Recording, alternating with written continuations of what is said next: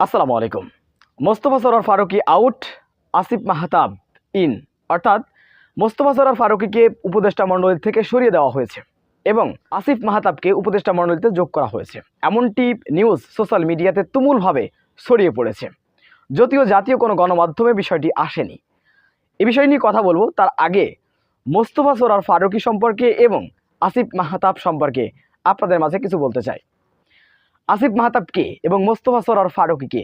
কেন বাংলাদেশের জনগণ এবং বাংলাদেশের গুণীজন মোস্তফা সরোয়ার ফারুকীকে উপদেষ্টা মণ্ডলী থেকে সরিয়ে দেওয়ার আহ্বান জানিয়েছেন সরকারকে এবং আসিফ মাহতাবকে বাংলাদেশের উপদেষ্টা মণ্ডলীতে যুক্ত করার আহ্বান জানিয়েছেন? আপনারা দেখতে পেয়েছেন, সাংবাদিক ইলিয়াস থেকে পিনাকি ভট্টাচার্য থেকে শুরু করে বাংলাদেশের অহরহ গুণীজন তারা এই প্রস্তাব দিয়েছেন এবং বাংলাদেশের জনগণ তাতে সম্মতি জানিয়েছেন এবং বাংলাদেশের জনগণ বারবার বিভিন্ন আন্দোলন সংগ্রামের মাধ্যমে মোস্তফা সরোয়ার ফারুকীকে উপদেষ্টা মণ্ডলী থেকে দূরে রাখার কথা বলছেন, সরিয়ে দেওয়ার কথা বলছেন এবং আসিফ মাহতাবকে বাংলাদেশের উপদেষ্টা মণ্ডলীতে যুক্ত করার আহ্বান জানিয়েছেন। কেন তাকে আহ্বান জানিয়েছেন আসিফ মাহতাবকে এবং মোস্তফা সরোয়ার ফারুকীকে কেন সরে যাওয়ার কথা বললেন? সুপ্রিয় দর্শক, আপনারা জানেন মোস্তফা সরোয়ার ফারুকী তিনি একটা নায়িকা আছে তিশা নাম করে, সম্ভবত তার স্বামী তিনি। এই তিশা একজন বিতর্কিত মানুষ এবং মোস্তফা সরোয়ার ফারুকীকে নিয়ে অনেক কথা রয়েছে, যদিও তিনি এই আন্দোলনের সমর্থন করেছেন, তিনি পোস্ট দিয়েছেন। শুধু পোস্টের পরে ভিত্তি করে তাকে উপদেষ্টা মণ্ডলী বানানো উচিত নয়, এটা বাংলাদেশের জনগণ মনে করছেন, বাংলাদেশের গুণীজন এবং সাংবাদিকরা বিশেষজ্ঞরা তারা মনে করছেন। বিশেষ করে তিশা, তার স্ত্রী, তিনি বঙ্গবন্ধুর স্ত্রী চরিত্রে অভিনয় করেছেন। আপনারা জানেন যে বঙ্গবন্ধুর যে সিনেমাটি করা হয়েছে সেই সিনেমায় তিশা তিনি কিন্তু অভিনয় করেছেন এবং সরকারের কাছ থেকে, তৎকালীন সরকার, অবৈধ সরকার, প্রধানমন্ত্রী শেখ হাসিনার কাছ থেকে তিনি পুরস্কার বাহবা পেয়েছেন। তো যার ফলে কিন্তু বাংলাদেশের মানুষ তারপরে ক্ষিপ্ত এই তিশার পরে। তা তিশার স্বামী বাংলাদেশের সরকারের উপদেষ্টা হবেন, একজন মন্ত্রী হবেন, এটা মেনে নিতে পারেননি দেশের জনগণ এবং এদেশের বিশেষজ্ঞরা। এটা কিন্তু সুস্পষ্ট কথা, সুস্পষ্ট বক্তব্য এদেশের মানুষের।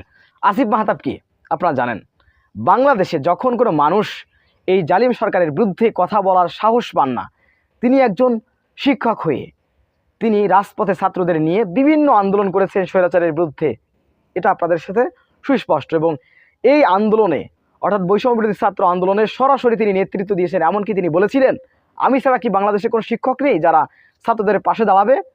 আসলেই সত্যি কথা ছিলেন যে তিনি ছাড়া কোনো শিক্ষক ছাত্রদের পাশে প্রকৃত দাঁড়াতে পারেননি। আসিফ নজরুল এবং আসিফ মাহতাব তারা কিন্তু ছাত্রদের সাথে আন্দোলন করেছেন, ছাত্রদের পাশে এসে দাঁড়িয়েছেন, একসাথে ছাত্রদের সাথে মাঠে থেকে আন্দোলন করেছেন। এই আসিফ মাহতাব হচ্ছে তিনি। তো তার উপদেষ্টা হওয়ার কথা, তিনি না হয়ে মোস্তফা সরোয়ার ফারুকীর মতন একজন বিতর্কিত মানুষকে এই দেশের একজন মন্ত্রী বানানো হলো। এটা কিন্তু বাংলাদেশের মানুষ গ্রহণ করতে পারছে না।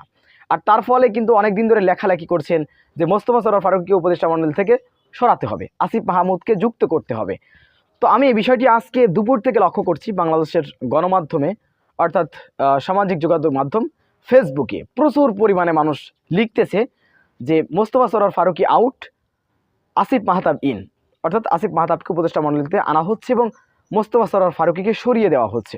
কিন্তু এই বিষয়টি বাংলাদেশের কোনো জাতীয় গণমাধ্যমগুলোতে এখনও পর্যন্ত আমি দেখিনি। আমি চেষ্টা করেছি তথ্য নেওয়ার জন্য, আমি কোনো জাতীয় গণমাধ্যমে পাইনি, কিন্তু অনেক বড় বড় ব্যক্তিদের ফেসবুক ওয়ালে আমি পেয়েছি, ফেসবুক পোস্টে পেয়েছি, যার ভিত্তিতে আপনাদের মাঝে বিষয়টি উপস্থাপনা করলাম। এবং যদি এটা সত্যি হয়ে থাকে তাহলে সত্যিকারের সিদ্ধান্ত হবে এদেশের জনগণের, এদেশের মানুষের মনের একটি সিদ্ধান্ত হবে। কারণ দেশের মানুষ চায় মোস্তফা সরোয়ার ফারুক একজন বিতর্কিত মানুষ। তার স্ত্রী শেখ মুজিবের স্ত্রী হিসেবে তিনি অভিনয় করেছেন চলচ্চিত্রে। তো সেই বিতর্কিত একজন মানুষ এবং শেখ হাসিনার কাছ থেকে তিনি বাহবা পেয়েছেন। অনেক ছবি দেখলাম, এমনকি পলক ঝলক, আপনারা জানেন যে মন্ত্রী সাবেক, তার সাথে মোস্তফা সরোয়ার ফারুকীর ঘনিষ্ঠতা, বিভিন্ন কারণে কিন্তু এদেশের মানুষ মোস্তফা সরোয়ার ফারুকীকে উপদেষ্টা মণ্ডলী হিসেবে দেখতে চায় না। আর বিশেষ করে সত্য কথা বলতে, মোস্তফা সরোয়ার ফারুকীর এই আন্দোলনে দ্বিতীয়বারের স্বাধীনতার পেছনে তেমন কোনো ভূমিকা নেই, যদিও তিনি তার ফেসবুক পোস্ট দিয়ে তিনি বাংলাদেশের ছাত্রদের পক্ষে তিনি দাঁড়িয়েছেন, ছাত্রদের কর্মসূচির সাথে তিনি একমত পোষণ করেছেন, এটা সত্য কথা। কিন্তু এর ভিত্তিতে তিনি একজন মন্ত্রী বা বাংলাদেশের একজন উপদেষ্টা হতে পারেন না। যারা প্রকৃতপক্ষে দেশপ্রেমিক, মাঠে থেকে ছাত্রদের সাথে থেকে আন্দোলন করেছে, জীবন দেওয়ার জন্য প্রস্তুত ছিল, জেল খেটেছে আসিফ মাহতাব, আপনারা জানেন, এই আদর্শবান শিক্ষককে আমরা বাংলাদেশের উপদেষ্টা মণ্ডলী হিসেবে দেখতে চাই। আমি মনে করি তাহলে প্রকৃত বিপ্লবী সরকার আসবে। আসিফ মাহতাবের মতো মানুষ একজন তারা তিনি যদি উপদেষ্টা মণ্ডলে থাকেন, এটা বাংলাদেশের মানুষ আমরা সবাই খুশি। এবং অতি দ্রুত ফারুকীকে, মোস্তফা সরোয়ার ফারুকীকে উপদেষ্টা মণ্ডল থেকে সরিয়ে দিতে হবে। এটা বাংলাদেশের গণমানুষের দাবি, বাংলাদেশের বিপ্লবীদের দাবি। ছাত্ররা, আহত শিক্ষার্থীরা পর্যন্ত বিষয়টি কিন্তু দাবি করেছেন, প্রত্যেকটি মানুষ বিষয়টি দাবি করেছেন। অতএব মোস্তফা সরোয়ার ফারুকীকে অতি দ্রুত এখান থেকে সরিয়ে দিতে হবে। যদি ঘটনা সত্য হয়ে থাকে আলহামদুলিল্লাহ, এবং আসিফ মাহমুদকে অবশ্যই উপদেষ্টা মণ্ডলীতে যুক্ত করতে হবে। এটা বাংলাদেশের গণমানুষের দাবি, এদেশের গুণীজনের দাবি।